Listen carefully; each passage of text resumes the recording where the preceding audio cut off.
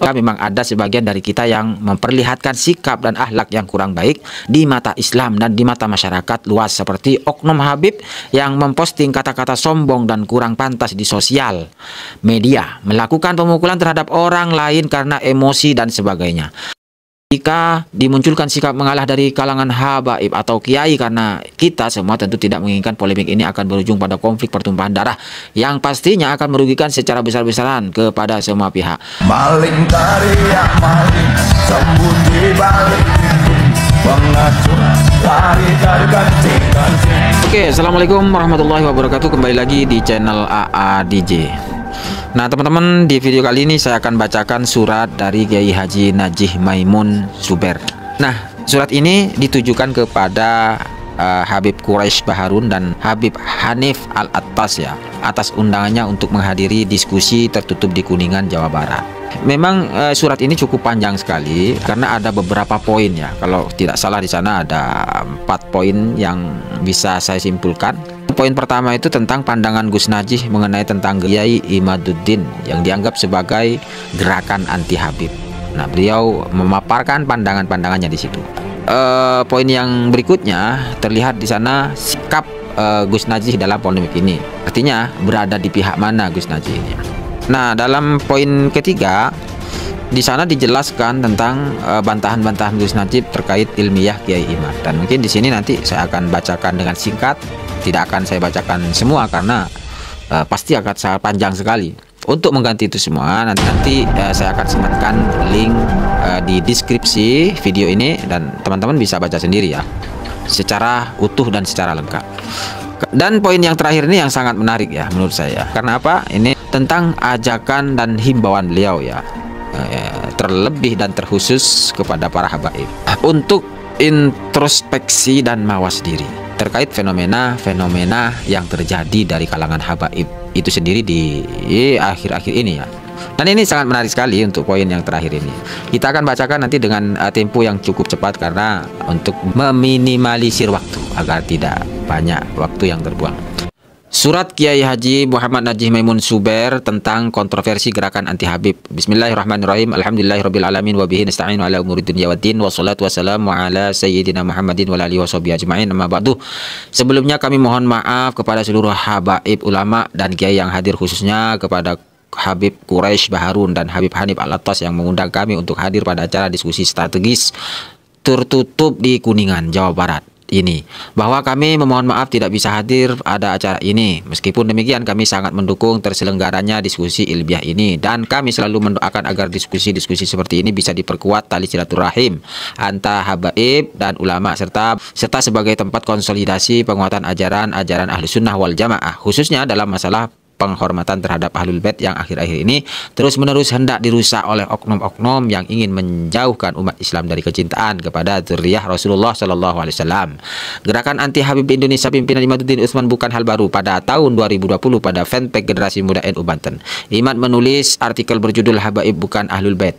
Kami telah membahas gerakan anti Habib Bani Alwi yang dimotori oleh Imaduddin Utsman, Mugi Nur Fadil, Nur Ihya Salafi, Hadi Negara, Fuad Pleret dan lain-lain. Ini sejak awal mereka membangun argumentasi dan mengkonsolidasikan gerakan 1 atau 2 tahun yang lalu. Sangat patut dicurigai bahwa gerakan ini tidak berkembang secara organik, namun merupakan hasil desain dari pihak-pihak jahat yang ingin memecah belah umat Islam. Bukan tidak mungkin jika gerakan ini disokong oleh kelompok-kelompok jahat seperti oligarki dan sebagainya. Ini membuat kita sesama muslim justru sibuk berjibaku dalam konflik internal, padahal tantangan dari luar sangat mungkin bisa mengancam kita semua. Model mengadu domba ala PKI patut kita curigai, apalagi oknum-oknum Kristiani benci pada kalangan habaib yang mengawal akidah umat melalui syiar sholawatan dan maulidan. Kelompok itu juga benci pada kalangan kiai karena mengawal akidah melalui pesantren, ngaji kitab dan pembacaan Al-Quran bagi orang-orang mati. Tak heran sosok-sosok seperti Gus Wafi dibenci komunitas Kristiani, dan sosok seperti Idrus Ramli juga dibenci oleh kalangan Wahabi dan liberal yang memiliki hubungan erat dengan kelompok Salibis. Posisi kami jelas, intensi gerakan yang Imaduddin DKK buat ini adalah untuk mempertentangkan dan mengadu domba antar warga negara, yaitu kaum muslimin dengan para habaib, dengan kedok penelitian ilmiah. Padahal argumentasi yang mereka bangun sama sekali jauh dari kata ilmiah, karena mereka menolak metodologi penetapan nasab yang sudah disepakati oleh para ulama fikih dan ngotot menggunakan metodologi mereka sendiri yang mereka klaim lebih modern dan akurat, padahal tidak ada dalam kitab-kitab fikih. Mereka lebih percaya dengan temuan tes DNA yang dipakai orang-orang barat daripada pengakuan dari ulama-ulama sekaliber Imam Syakhawi, Imam Ibnu Hajar, Imam Ba Makramah, Sayyid Murtada Az-Zabidi, ahli sejarah Syekh Bahauddin Al-Yamani, Al-Janadi, Syekh Nawawi Banten, Sayyid Bakri Syato, Hadratu Syekh Hasim Asy'ari, Kiai Haji Hasan Genggong, Kiai Hamid Pasuruan, Kiai Maimun Zubair dan sebagainya. Sudah begitu banyak ulama dan kiai yang menyampaikan penolakan terhadap gerakan tersebut, namun seperti yang diperkirakan, gerakan mereka tidak akan mau berhenti. Bahkan mereka sudah bisa menginfiltrasi syubhat yang mereka buat di media-media besar seperti majalah Tempo pada 7 April 2024 kemarin, membuat laporan penelitian berjudul "Dijual Gelar Habib Rp 4 juta", dan sehari setelahnya 8 April 2024 membuat liputan khusus Idul Fitri obral gelar Habib di halaman covernya "Innalillahi wa inna ilaihi raji'un". Berikut kami rangkum beberapa alasan kami menolak pernyataan Imaduddin Usman selaku manifestasi dan pimpinan gerakan anti habaib di atas sebagai berikut. 1. Merusak tatanan ilmu nasab. Imaduddin menolak segala metode penetapan nasab yang memverifikasikan kesahihan nasab Bani Alwi. Di antaranya adalah asyuhra wal istifadah, terlihat dari label syarif bagi banyak Bani Alwi dalam referensi sejarah kuno. Ikrar sahib al-Qabilah, terlihat dari pengakuan banyak nakobah internasional dan pengakuan dalam kitab-kitab sejarah terdahulu, dan khatun nasabah, tertulisan banyak pakar nasab yang diakui sebagai ahli nasab. Imaduddin justru membuat satu metode sendiri yang tak pernah bisa ia buktikan sebagai satu metode pembuktian nasab yang diterima oleh para ulama nasab.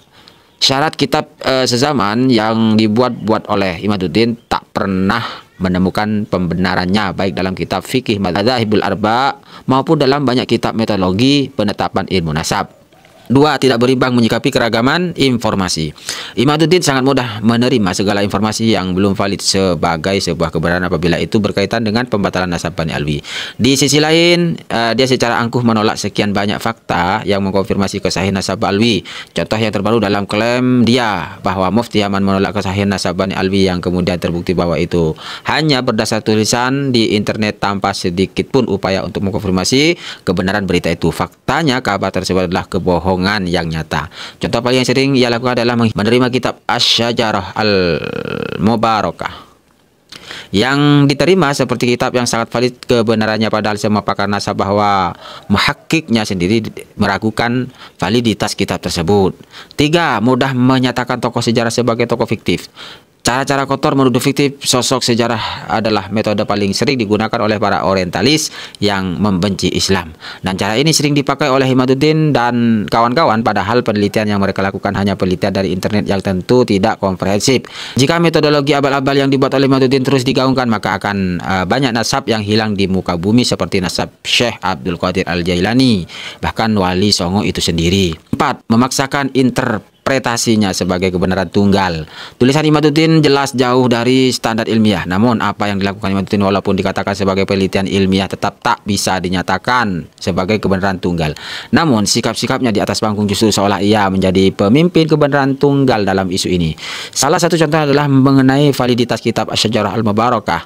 Metodologi penetapan nasab yang dibuat-buat interpretasi bahwa tidak disebut artinya menafikan. Dan masih banyak lagi klaim-klaim yang sampai saat ini belum jelas membuktikan ilmiahnya. Itu dielu-elukan secara arogan sebagai kebenaran mutlak yang wajib diikuti. 5. Meninggalkan ulama aswaja dan justru mendahulukan orang-orang tidak jelas keilmuannya dari kalangan ahli bid'ah.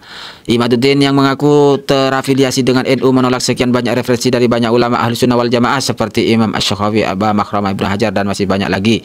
Ia justru terbukti meniru isi tulisan di internet yang ternyata ditulis oleh orang-orang yang belum jelas keilmuannya dan terindikasi terafiliasi dengan kelompok-kelompok menyimpang Salafi atau Syiah.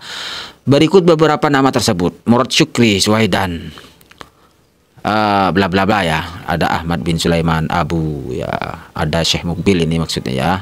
Ada Ali At-Tantawi yang pada mulanya ia adalah seorang ahli sunnah wal jamaah dan Suriah.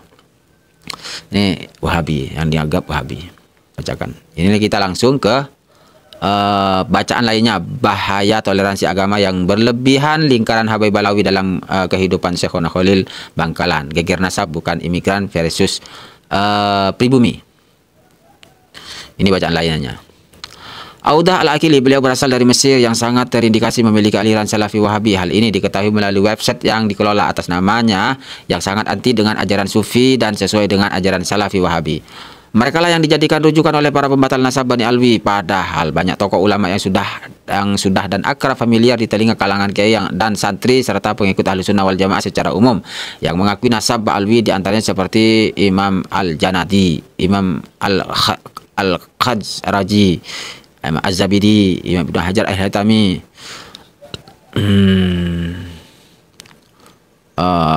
dan bla bla bla ila akhirih, sampai Sayyid Muhammad bin Alwi Al-Maliki, dan masih banyak lagi ya. 6. Melawan ijma tentang fungsi DNA. Pendapat yang bertentangan dengan ijma, kharikul ijma, adalah pendapat yang pasti salah dan haram untuk diikuti. Sejak awal Imaduddin selalu menyerukan DNA sebagai salah satu hujah terputusnya nasab, bahkan bermunculan tuduhan keji sebagai keturunan Yahudi dan sebagainya. Padahal menurut perkumpulan para ulama dunia, DNA jelas secara ijma tidak boleh dijadikan dalil membatalkan nasab. Kesesatan ini justru menjadi salah satu propaganda utama yang selalu digaungkan. Artinya kelompok ini tidak hanya mengesampingkan para fuqaha, namun juga mengesampingkan ilmu fikih itu sendiri. 7. Kitab yang menyebut Ubaidah sebagai putra Ahmad Muhajir atau penerima nasab Bani Alwi. Dan di antara kitab yang mencatat nasab mereka,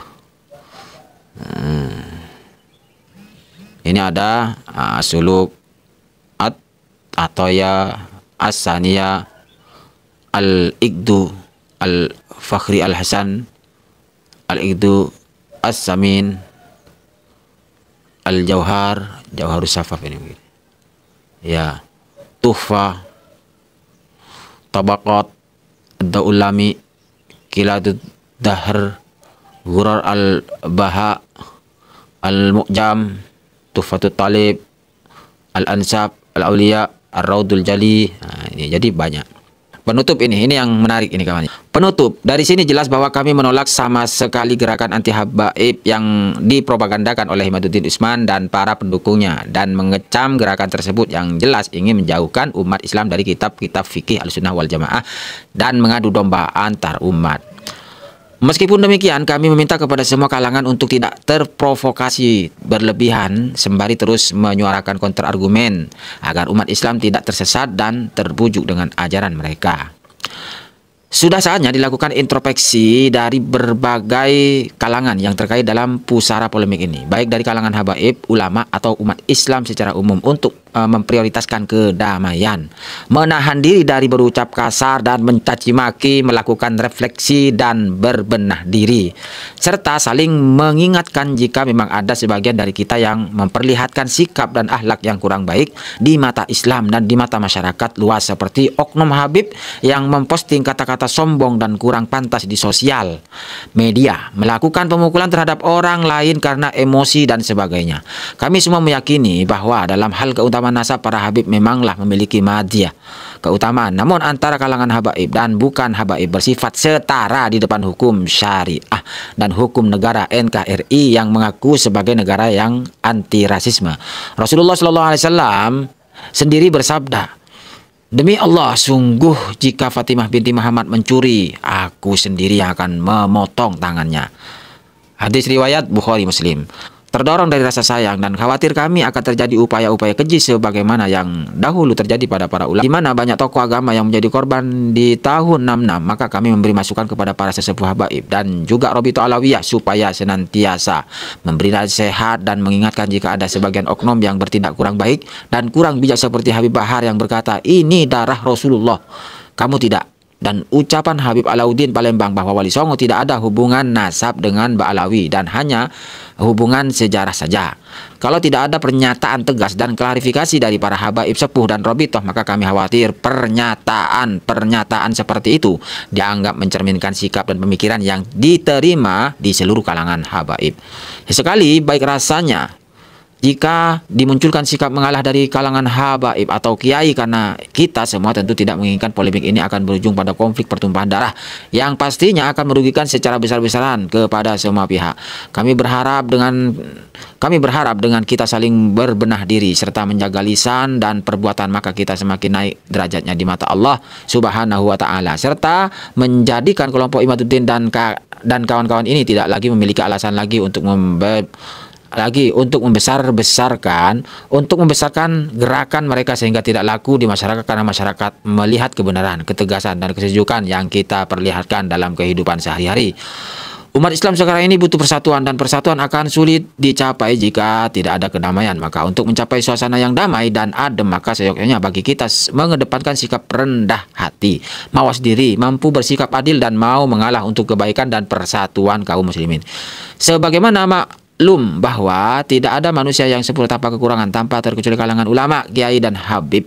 Kita mengakui bahwa di kalangan ulama dan kiai ada kekurangan, seperti ada sosok seperti Gus Miftah, Gus Muafiq dan sebagainya.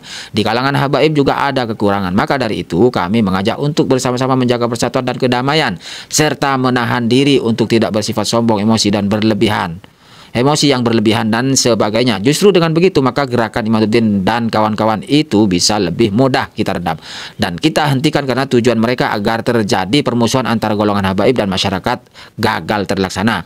Kita harus ingat bahwa musuh kita bersama sekarang adalah liberalisme dan pluralisme dan penjajahan Cina komunis dalam segi ekonomi, politik, sosial dan sebagainya. Terakhir, kami memohon kepada Allah Subhanahu wa taala agar kita semua selalu diberikan hidayah untuk meniti jalan kebenaran, selalu didekatkan kepada ilmu dan para ulama, dan selalu didamaikan dengan sesama kaum muslimin. Amin ya rabbal alamin. Sarang 1 Mei 2024. Kiai Haji Maimun Haji Zubair. Ini 1 Mei 2024. Oke, seperti itu ya.